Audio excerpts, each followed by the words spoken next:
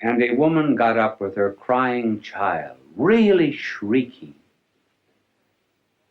and left the church. And I said, "Madam, it's all right." So the child isn't bothering me. She says, "I know, but you're bothering the child."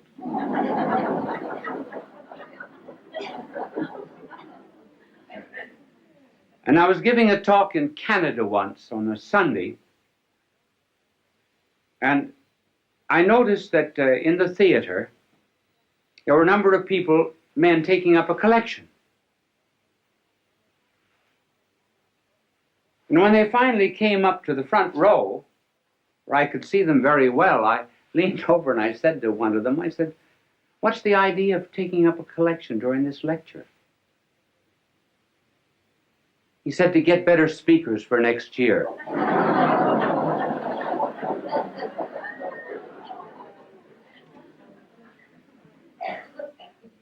So I am not presenting myself as a model to you on how to talk.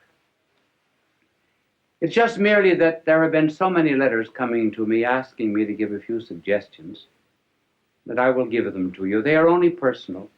They may not apply to everyone, but I will give them to you for what they are worth.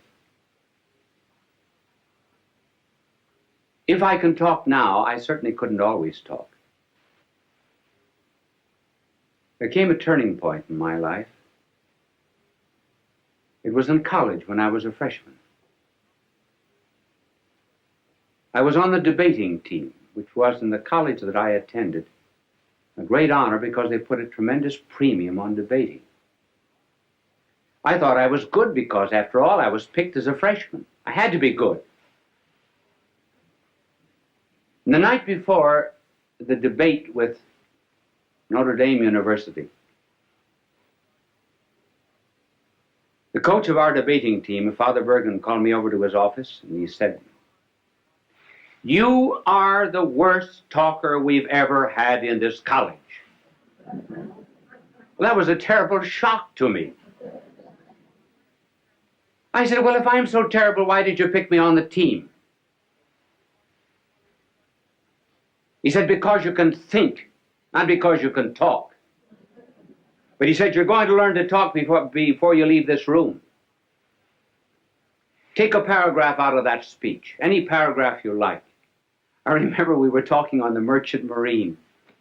I'll never forget, the paragraph began, "I think it needs no argument to prove," and so forth. So he said, "Stand up there against the wall," which I did. Now he said, "Go over that paragraph." At the end of it, he said, "Do you see your mistake?"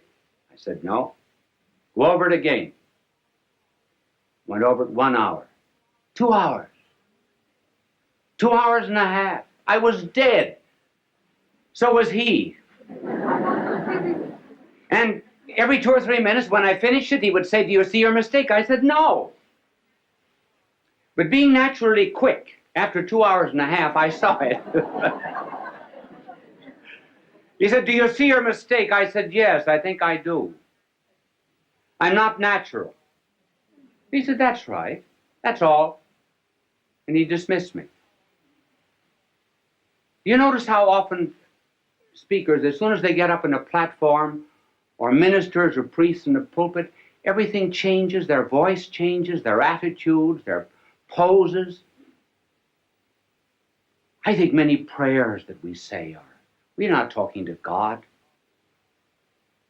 We're talking to an audience, particularly prayers at banquets, and inaugurations, and so forth. And we put on artificial poses. "Oh God, we ask thee to send down upon us thy benediction, thy blessing upon the sailors who are at sea, the merchants at their counting table, the lawyers at their bar." Well, that's not the way people talk. So, being natural and preparing a talk, what would be some suggestions? Now, the way I prepare a talk is not perhaps the way everyone would want to do it, but I can only give you my way. In order to prepare a talk, one must do a tremendous amount of reading. Each one of these telecasts of mine would represent between 20 and 40 hours of study. When I get through, what have I got? Nothing but a bits of yellow pages. I think I have one in my pocket. But before I show it to you, I will tell you what I do. I study, I do research, and I begin to understand the subject. Then, when it gets into my head, I begin to write out points, generally just 3 or 4 points that I'm going to talk about. I will only write out the heading. And then I will tear up the paper and then rethink what I was saying, so that when I prepare a telecast, there must be 20, 30 to maybe 100 pages that are torn up. And then the closer I get to the end, the smaller the pages are. This is this telecast. And I brought it out here, not because I'm going to refer to it, but just simply because it shows you the points, how small the points are. And by doing a tremendous amount of study, the mind creates an atmosphere for the talk. There is much more air round about us than ever gets into the lung. There's more food at the table than ever gets into our stomach. There are more things to see in nature than ever comes into the eye. And so when one rises to give a talk, one should have an atmosphere, a circumambient knowledge round about that one can pull in this idea or that, as it were, from the air while you're talking. So that instead of writing out the speech, word for word beforehand, and then memorizing it like this, one thinks it from the head out. That's the reason you tear up the paper, so you don't have any information. You have to think it. Then you write down the ideas again. Well, by the time you get up to talk, you've already given the speech 10 or 15 times. And incidentally, it isn't a bad idea sometimes to talk out loud. If you can find a place in this day and age where you can walk and talk out loud without being counted crazy. How often, for example, students are asked to explain something. They think they know the lesson. When they get up, it's not there. And why? Because they were consecrated and dedicated to a dead page. Never went through their mind.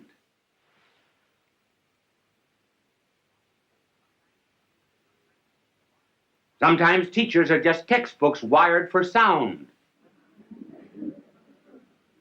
And studying is nothing but what is in print, passing from the mind of the book to the notebook of the teacher, or rather from the notebook of the teacher to the notebook of the student without passing through the mind of either. Now, this method of preparation is hard. It's very much easier to write something out and then to learn it than to do it this way. Sometimes if you do not feel well when you're giving a telecast or a lecture, thoughts do not come. You cannot always recall exactly what you had in your mind. But at any rate, there's a spontaneity. That's what people like. Even the mistakes you make. Now, one of the reasons, for example, why people like to have me draw is because everybody in the audience can draw better than I can. They feel they're far superior, and rightly so. So if I make a mistake in talking, fine. That's good. They say, I could do it just as well as that. And they can. This method, while it's harder and is a wonderful preparation for absorbing knowledge, has difficulties. One difficulty is that there are some people who give speeches who must write them out. For example, the President of the United States has to have his speeches written because every word is important. Then, too, there are some things that are not worth learning.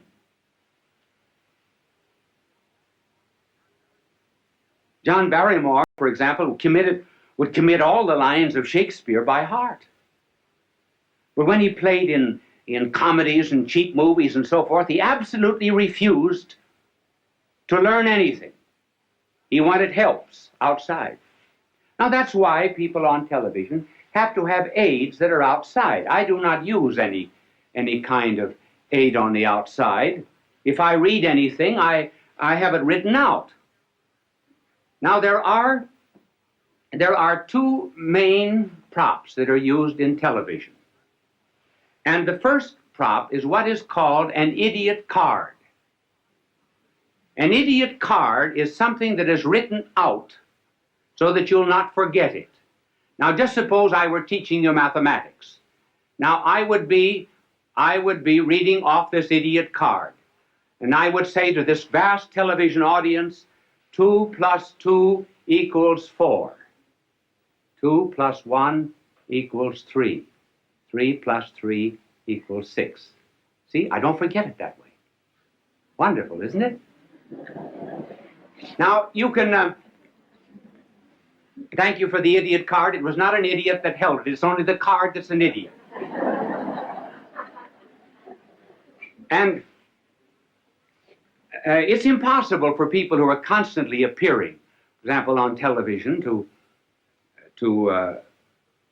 study their lines or their commercials. And so they have to have them written out on these cards. But you can always tell, if you just look closely at anybody who's using an idiot card. This is generally the way.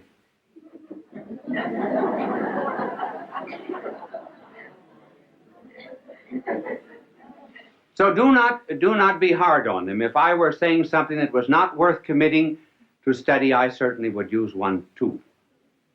Now there's another prop which is better, and that is what is called a teleprompter. And a teleprompter will have a whole speech on it. For example, when you hear people giving speeches on television, 999 out of 1,000 are using a teleprompter if they do not have the paper before them.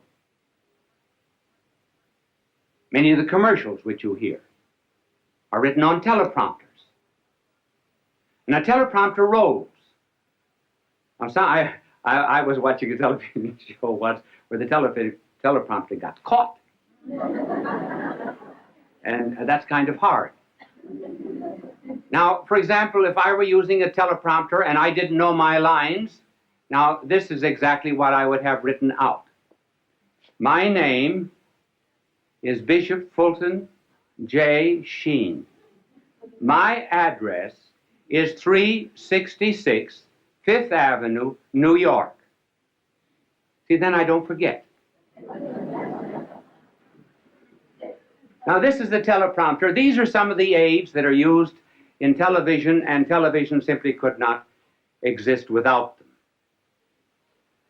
And they are helpful, too, simply because one is apt to forget. Many times, you're standing before a television camera, momentarily I can't think of the next point.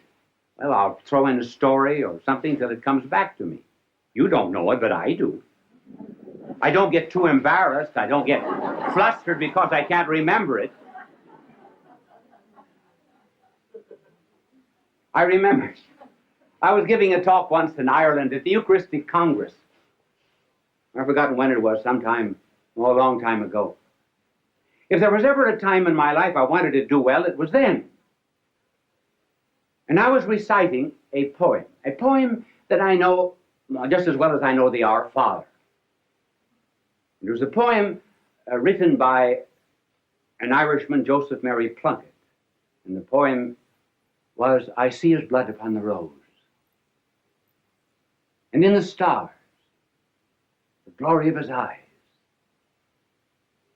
His body gleams amid eternal snows, his tears fall from the skies. I see his face in every flower. The thunder and the singing of the birds are but his voice. And carven by his power, rocks are his written words. And I forgot the next line. And the reason I forgot was because I had said something before that the audience seemed to have taken politically. I didn't want it to have political significance. So while I was reciting this poem, I was giving myself an intellectual spanking. And I spanked myself so hard that when I got to the 9th line of this poem, I forgot. And I said to the audience, I forgot.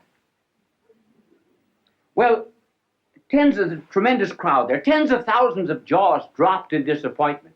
And when an Irish jaw drops, it collapses. So I had to get myself out of the difficulty. There came to me then a line of Patrick Henry. Not the one that you know. Oh, Patrick Henry also said something else. He said, when you're in difficulty in an oration, throw yourself into the middle of a sentence and trust to God Almighty to get you to the other end. And so I began. I didn't know what I was going to say, but I started. I said, I'm glad I forgot. So I didn't know how I was going to continue, so I started again. If I had ever wished to have forgotten anything, so I thought I'd give myself another jump on the springing board. If I had ever prayed to have forgotten anything, I should have prayed to have forgotten these lines of Joseph Mary Plunkett. I think there's beautiful symbolism in their forgetfulness. And that symbolism is that standing on the anvil of Ireland's soil, one should be able to hammer and forge out the sparks of his own poetry and not be dependent upon a magnanimous soul like Joseph Mary Plunkett.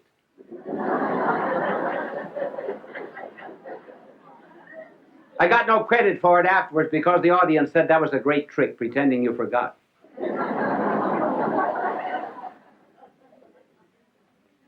It is always well to be prepared for such unexpected moments when you do forget. And even better still, when you're at a banquet and called upon to give a talk.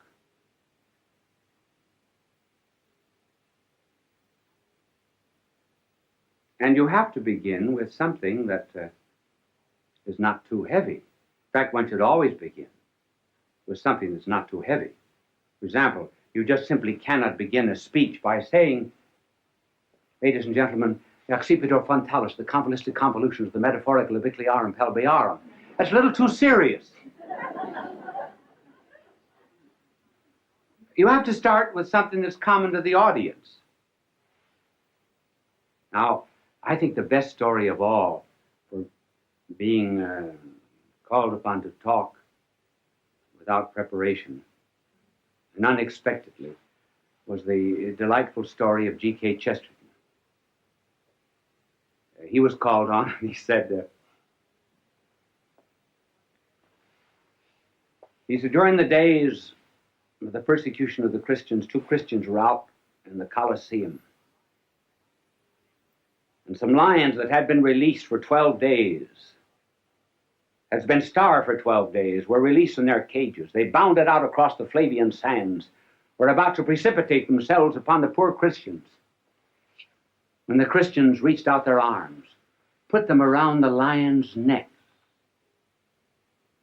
and began to say something in the lion's ear. Well, the emperor was furious. He came for blood, not comedy, because the lions went back again to their cages without touching the Christians. So the emperor, being furious, ordered other lions that had been starved for 4 weeks released. They bounded out after their prey, were about to precipitate themselves upon the Christians, and the Christians reached out their arms, put them around the lion's neck, whispered something in the lion's ear, and the lions left them and went back again to their cages. The emperor sent for the Christians. What are you doing to my starving lions? Nothing. Nothing but whispering something. But what do you whisper? The Christian said, we say, after this meal, you have to give a speech.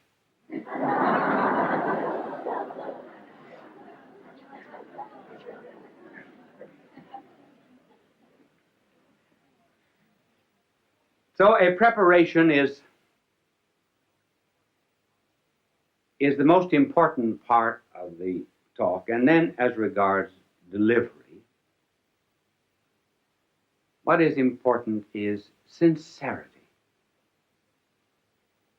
meaning what you say. Children are the best judges of anything that's heard on television. I do not mean dramas where there's an artificial emotional interest created, but children who may not understand what is being said. They know whether the speaker is sincere or not. Incidentally, that's a good word, sincere.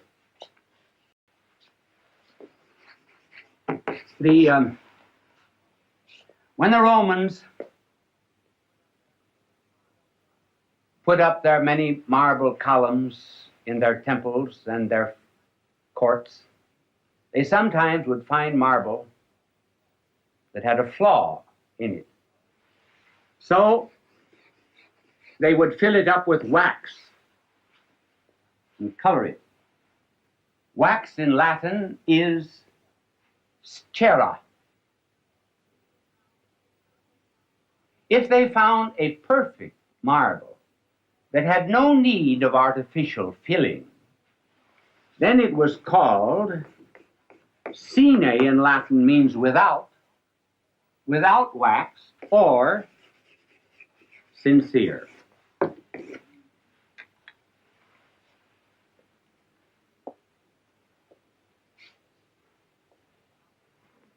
This is about the only suggestion that I would give for delivery. One just simply feels what's in his heart, that's all.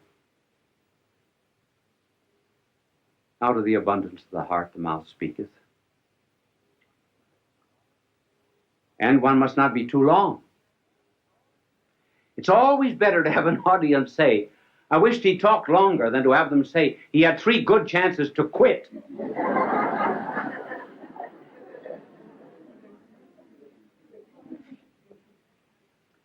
And then in the communication of any idea, the secret of a good talk is the secret of fire. Fire has 2 qualities, heat and light.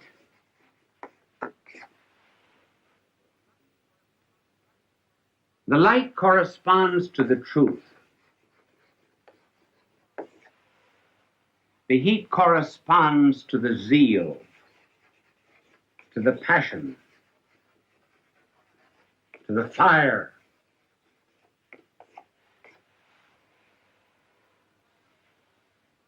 And the fire and the passion come always from the truth. When one is on fire with anything and really believes in it, all the words come out naturally. And above all things else, the making of an orator, too, is really on his knees. Because the power to make an audience feel what you're saying does not come just from these fires. It comes from fires that have been stolen from heaven and given to the speaker. This is influence. This is power. Fulton J. Sheen is indeed a man for all seasons. He walked a paced beat, allowing us to glimpse his nature and ponder its worth and to enjoy its presence. Bishop Sheen authored over 90 books. He broadcast countless radio and television programs and ministered in many parts of the world to people of every belief. As he said many times,